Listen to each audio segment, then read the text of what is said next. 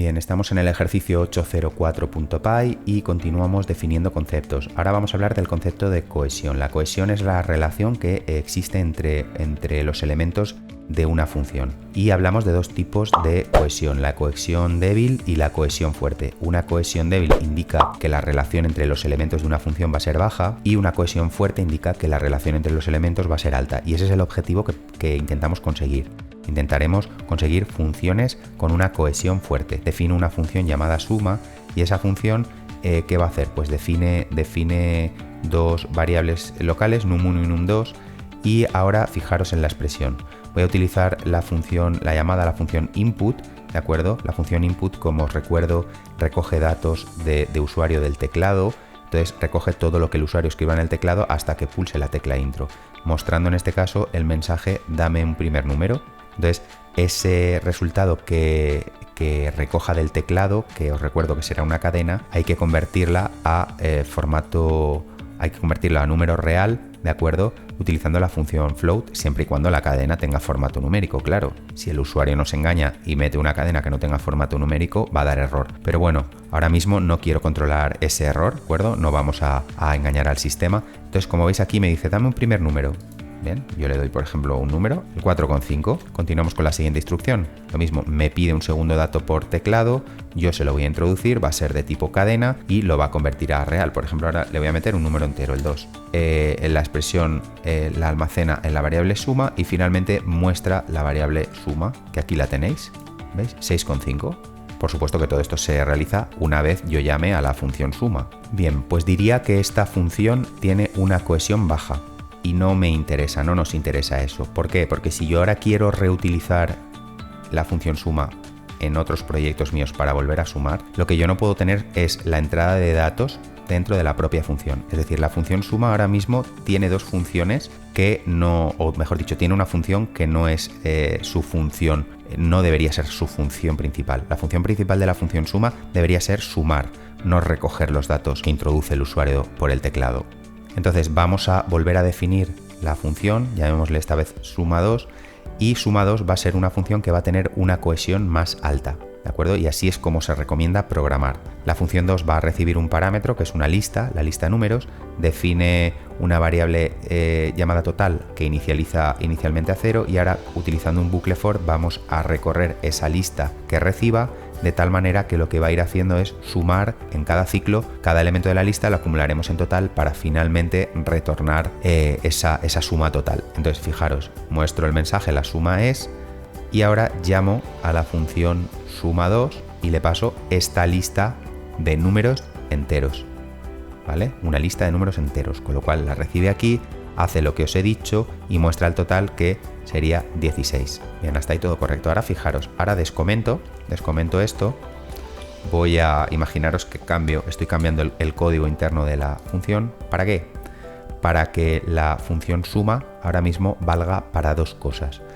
Va a valer si la llamo de esta manera, es decir, va a valer si yo como programador le quiero mandar una lista en tiempo de construcción, podríamos decir, en tiempo de desarrollo del código, y también me va a valer, ¿veis?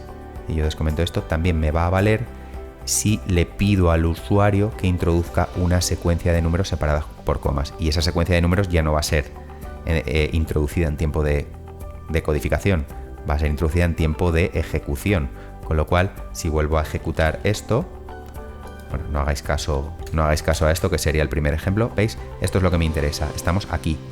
Llamamos a la función input. Me muestra el mensaje, introduce una secuencia de números separadas por comas. Está esperando que yo le introduzca. Entonces, por ejemplo, el 1, el 3, el 4 y el 6. Y ahora en cuanto yo pulse intro, ¿qué va a ocurrir? Esa cadena que recoge del teclado se le pasa a la función list. La función list, recordar que lo que hace es convertir la cadena en lista, con lo cual la función list generaría esta lista, ¿veis? El carácter 1, la cadena de un solo carácter coma, la cadena de un solo carácter 3, la cadena de un solo carácter coma, es decir, en definitiva, todo lo que yo introduzca, y esa lista de cadenas se le va a pasar a suma2. Entonces ahora os vuelvo a decir lo que hace suma2. Define la variable total, genera un bucle y ahora mirar que aquí es donde viene la enjundia. En cada ciclo, ¿qué voy a hacer? Tengo que convertir a cadena el valor que lea de i. Alguno diréis, ya, pero si la lista ya es de cadenas, ¿por qué vuelves a convertir el dato de la variable i a cadena? Porque si no, no podría utilizar el método sDigit que tienen las cadenas. Es decir, esto debería de poderse haber hecho así, ¿de acuerdo? Porque i ya es un dato de tipo cadena, pero no puedo. O sea, es decir, el método isDigit es un método que me va a decir si la cadena tiene formato de número o no. Si la cadena es numérica, es decir, devolverá true si es un número, devolverá false si es una coma. Entonces, debería de poderse utilizar así, pero no se puede, no funciona bien. Creo que es porque inicialmente cuando estoy definiendo i no tiene un tipo. Como el tipado es dinámico, aquí i todavía no tiene ningún tipo hasta que no reciba el dato. Entonces creo que es por eso, pero bueno, en cualquier caso esto se soluciona convirtiendo i a cadena, forzando a que i se convierta a cadena con la función str, y ahora sí que podría llamar al método isDigit que tiene toda cadena, ¿de acuerdo? Entonces, ¿qué va a hacer? Pues me va a decir si ese carácter es de tipo numérico o no. En el caso de que sea numérico, llamo a la función int para convertirlo a entero de verdad y lo sumo al total. De tal manera que cuando acabe el bucle, ¿qué habrá ocurrido? Que me habrá convertido y sumado los caracteres que tuvieran formato numérico y me habrá descartado las comas. Y en total tendré la suma de toda la lista. Entonces, como podemos ver, ¿de acuerdo? Cuando le pasemos esa lista a la función suma2, fijaros, pulso intro, ¿qué es lo que ha ocurrido? Pues aquí tengo la suma, ¿veis? 4 más 6, 10, 3 y 1, 14. Entonces, eso es a lo que me refiero con el concepto de cohesión alta. ¿Veis que he definido una función que ahora me vale para dos cosas? ¿Veis que la entrada de datos la he sacado fuera de la función? Función suma2 solamente hace lo que tiene que hacer, que es sumar los valores de una lista, y en este caso la he adaptado para que valga tanto para cuando le introduzco una lista de números enteros en tiempo de ejecución, como cuando le introduzco una lista de números en tiempo de ejecución.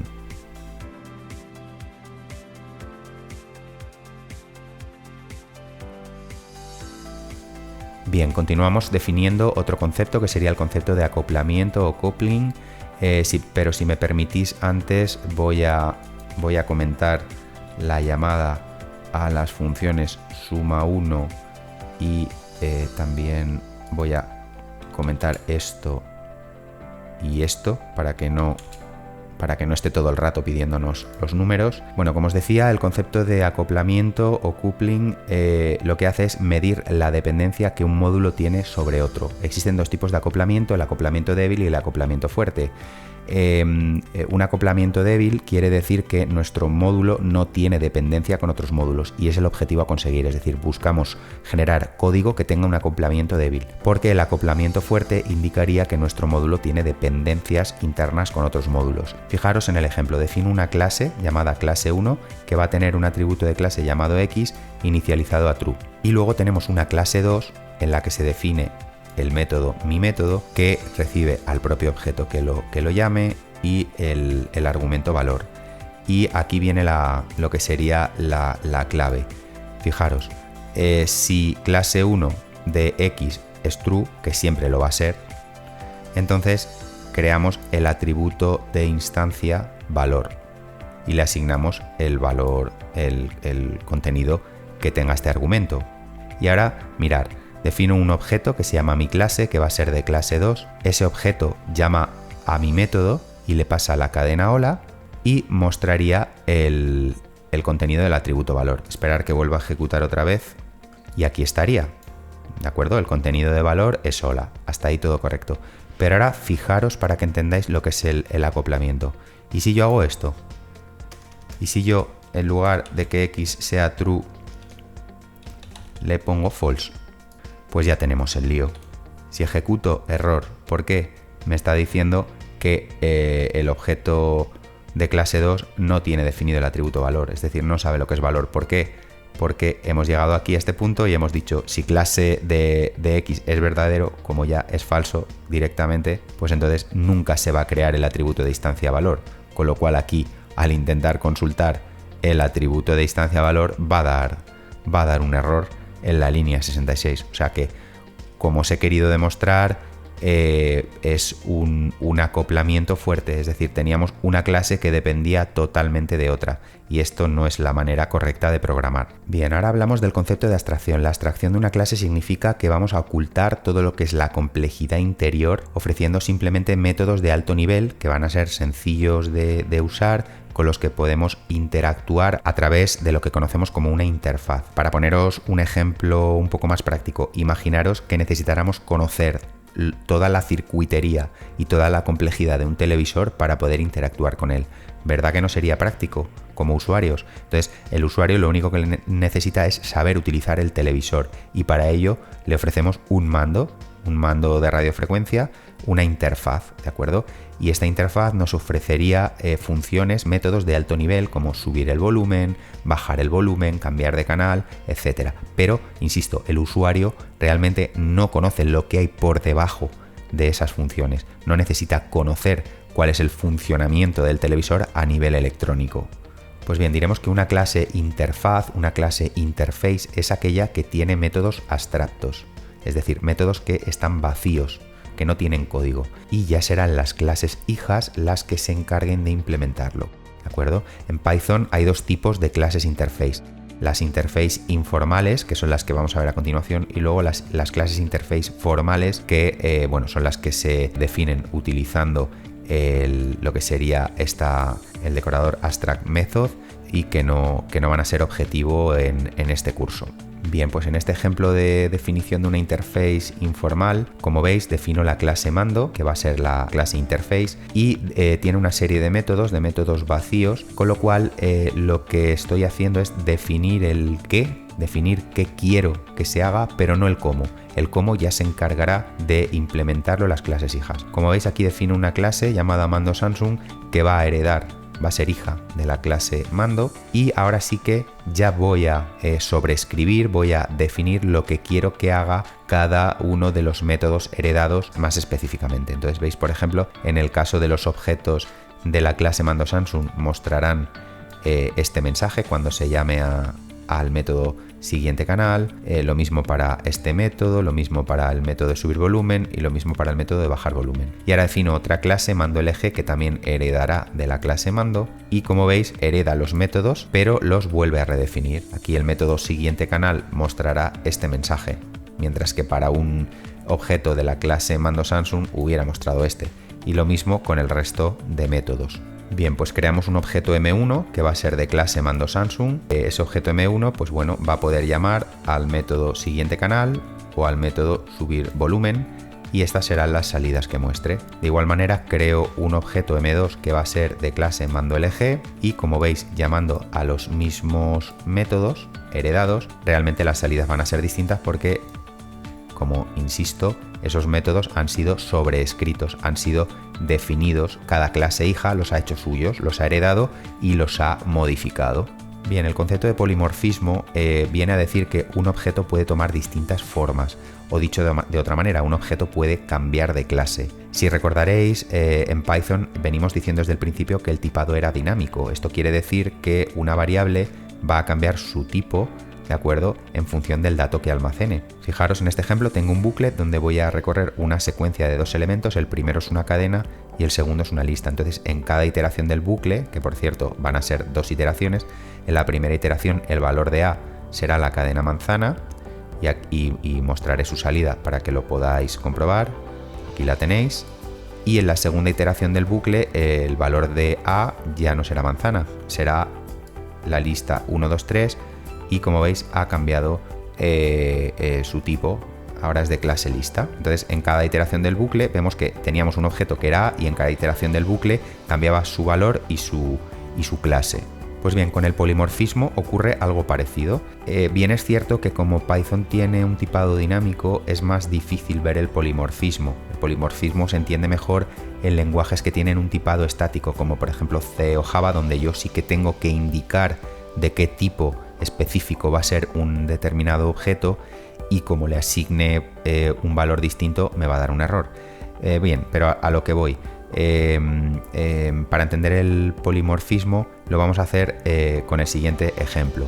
Defino una clase animal y esa clase animal va a tener un método, el método hablar, que es un método vacío. Luego defino una clase perro que va a ser hija de la clase animal y esta sí que ya va a sobreescribir el método que herede y mostrará el mensaje wow. Y lo mismo para la clase gato. Defino una clase gato que va a heredar también de animal, que heredará el método hablar, pero que lo modifica, lo hace suyo y lo sobreescribe dando lugar a esta otra salida. Y ahora fijaros, tengo un bucle donde voy a crear un objeto de la clase animal y voy a hacer que la primera iteración del bucle pertenezca a la clase perro, mientras que la segunda iteración del bucle va a pertenecer a la clase gato, y así lo demuestro en cada iteración mostrando el tipo del objeto animal. Fijaros, en la primera iteración, como veis, pertenecerá a la clase perro.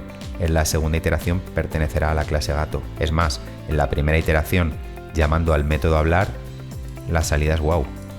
Y en la segunda iteración del bucle, con la misma instrucción, la salida es miau. Con lo cual, creo que con este ejemplo queda muy bien explicado lo que es el concepto de polimorfismo. Como os decía, bien es cierto que aunque la clase perro y la clase gato no hubieran heredado de animal, el resultado hubiera sido el mismo. ¿Pero por qué? Por lo que os decía, por el tipado dinámico.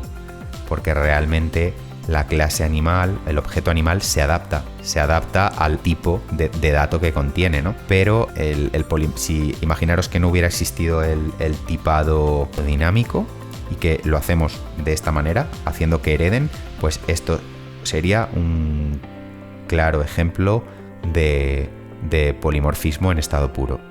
Bien, y finalmente hablaremos del concepto de encapsulamiento o encapsulación. Encapsular consiste en hacer que los atributos y los métodos de una clase no se puedan acceder desde el exterior, es decir, queden ocultos para poder ser consultados o modificados desde el exterior, y solamente se podrá hacer un uso interno de ellos.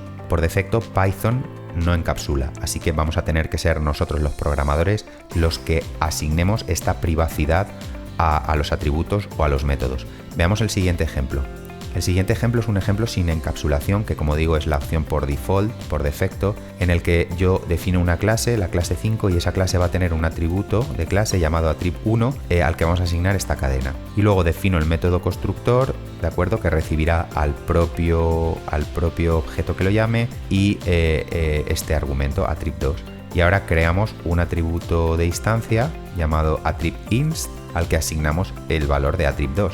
Disculpad por lo de tanto attrib, me acabo de dar cuenta que es un poco lioso, pero bueno, estamos haciendo lo de siempre. Y ahora defino un objeto de clase 5 y al método constructor le paso esta cadena. Y ahora vamos a hacer consultas, ¿de acuerdo?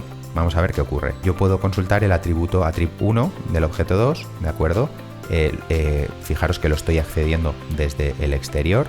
Como es un atributo de clase no hay ningún problema, puede ser accedido tanto por la clase como por cualquier objeto de esa clase, y aquí tengo la salida. Podría, por ejemplo, también consultar el atributo de instancia attrib_inst, ¿de acuerdo? Y me mostraría la cadena que tal. Está ahí todo correcto.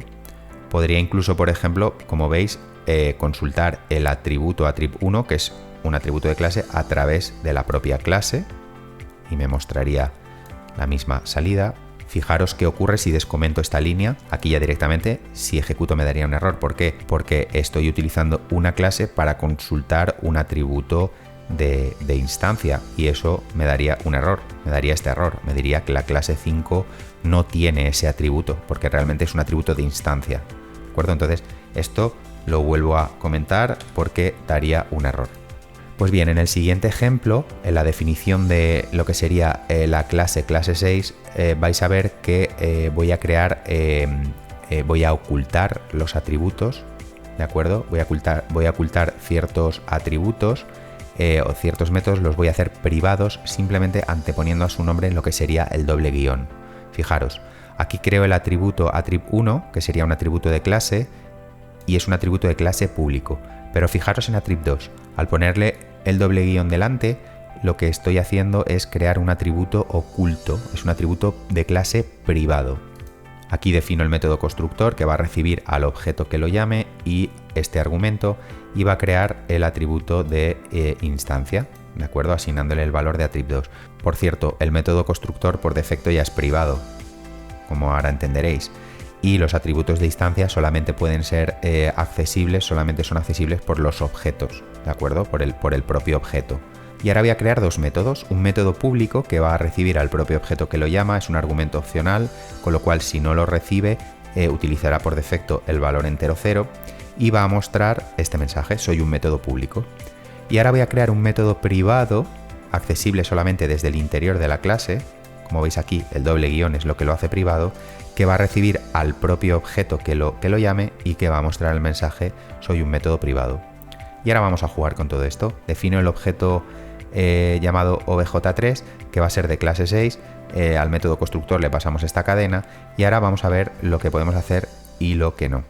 Fijaros, yo ahora voy a consultar el atributo de clase attrib1, ¿de acuerdo? Y como es público me va a dar una salida, no va a haber problema. De igual manera yo lo voy a poder consultar utilizando lo que sería clase 6.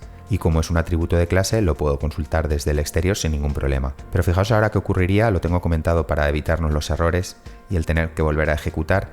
Fijaros qué ocurriría si yo intento consultar el atributo attrib2 del objeto 3. Me daría un error.